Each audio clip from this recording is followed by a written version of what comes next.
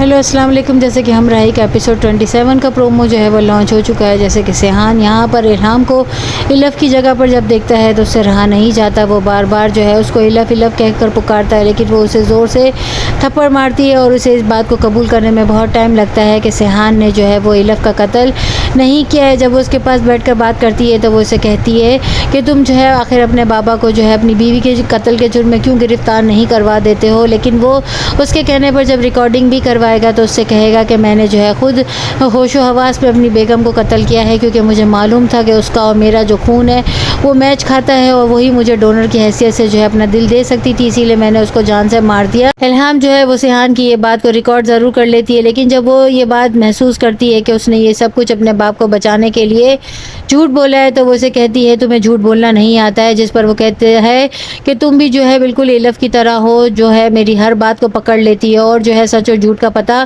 لگا لیتی ہوں. یہاں پر الہام کے پیچھے زکریا کے بندے جو ہے وہ اس کا مستقل جو ہے وہ پیچھا کر رہے ہیں. جب سیحان کو یہ پتہ چلتا ہے تو وہ انہیں بہت مارتا ہے اور پوچھنے کی کوشش کرتا ہے تم لوگوں کو آخر کس نے بھیجا ہے. جس پر وہ بتاتا ہے کہ آپ کے بابا نے اور زکریا نے. وہ فوراً ہی اپنے والد کو کال لگا کر کہتا ہے کہ آج سے اس لڑکی کا پیچھا کوئی نہیں کرے گا, اگر میں نے کسی کو اس کے پیچھے دیکھا تو پھر مجھ سے برا کوئی نہیں ہوگا. جس پر اس کے والد زکریا کو اتنا ڈانٹتے ہیں اور کہتے ہیں تمہیں اپنے بندے بھی ایک بھجوانے نہیں آئے, اب سیحان کا پیچھا کوئی نہیں کرے گا. میں اپنے بیٹے کو اچھے سے جانتا ہوں, جب تک وہ لڑکی وہاں پر رہ رہی ہے یہ کہیں پر بھی نہیں ہلے گا. رانیہ جو ہے وہ ان دونوں کا نوک جھوک اور لڑائی جھگڑا دونوں مستقل دیکھ رہی ہوتی ہے اور اسے لگتا ہے کہ کیا وہ دونوں ایک دوسرے کو جانتے ہیں. یہاں پر ان کی ہوٹل میں کسی بھی قسم کا کوئی گھراک جو ہے وہ نہیں آتا ہے, جس کی وجہ سے اس کا چھوٹا بھائی بہت زیادہ پریشان ہوتا ہے کیونکہ قرض دار اپنا قرضہ مانگ رہا ہے. اور سیحان نے اسے یہ آس دلائی ہے کہ میں نے جو ہے بینک سے لون مانگا ہے اور جب مجھے بینک سے لون مل جائے گا تو میں تم لوگوں کی ہیلپ کروں گا. سیحان کے کہنے پر الہام جو ہے وہ واپس تو چلی جائے گی, لیکن جب وہ شہر واپس آئے گی تو اسے پتہ چلے گا کہ اس کی پراپرٹی کو جو ہے کوئی سیل کر رہا ہے اور یہ بات اسے برداشت نہیں ہوگی. وہ فوراً لیگلی نوٹس بھیجے گی اور غازی یوسف جو ہے وہ یہ تمام زمین اور پراپرٹی جو ہے مریم کی